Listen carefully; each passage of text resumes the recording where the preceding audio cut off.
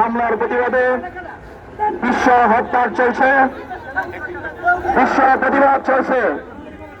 সেই প্রতিবাদের অঙ্গ হিসেবে বৃহত্তর সর্বোচ্চ উলামা ইন্না পরিষদের উদ্যোগে আজকে এই বিশাল বিক্ষোভ সমাবেশের আয়োজন করা হয়েছে।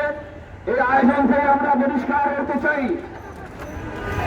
জাতিসংঘ মুসলিম জাতিসংঘ গঠন করা হবে। সেই জাতিসংঘ মানবতার স্লোগান দিয়ে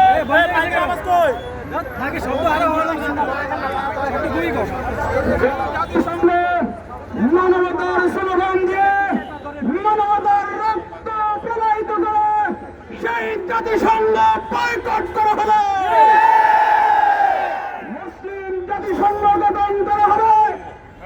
পরিষ্কার বলতে চাই, বাংলাদেশের পাসপোর্টে সরকারি সরকার ব্রিটিশ সরকার ওই ইসরায়েলের নামকে যেভাবে মুছে দিয়েছে, আমরা ইসরায়েলের নামকে মুছে দেব এবং ইসরায়েলের সবার নিষেধাজ্ঞার জন্য পাসপোর্ট আইসিরা বলবৎ করার আহ্বান জানাবো। আমরা আজকে লম্বা বক্তব্য দিতে চাই না, এক কথা বিশ্ব মুসলিম জেগেছে, ইনশাআল্লাহ বিজয় আমাদের হবেই হবে। ইনশাআল্লাহ অবতরণকারী আল্লাহ। আমাদের স্লোগান হবে Netanyahu terrorist, Netanyahu terrorist, Netanyahu terrorist, Netanyahu terrorist, Netanyahu terrorist, Netanyahu terrorist, Netanyahu terrorist.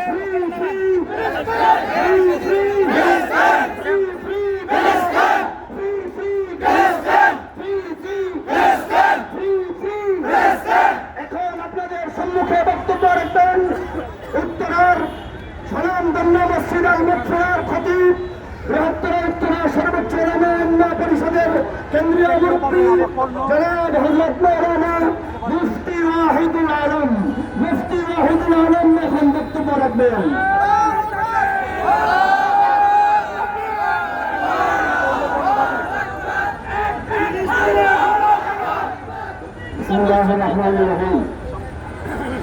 মুসলমানের অস্তিত্ব টিকিয়ে রাখার জন্য জিহাদ করার বিকল্প কোন রাস্তা নাই। মুসলিম ভাই বোনদের রক্ষার জন্য, বাইতুল মুকাদ্দাস রক্ষার জন্য, গাজা এবং লাহোর অস্তিত্ব পৃথিবীতে টিকিয়ে থাকার জন্য আমরা জান মাল দিয়ে জিহাদ করতে রাজি আছি কিনা? আমরা এখান থেকে ফিলিস্তিনিতে যেতে পারছি না, তা আমাদের সাধ্য অনুযায়ী আমাদের সর্বোচ্চটুকু আল্লাহ তাআলার কাছে পেশ করতে হবে।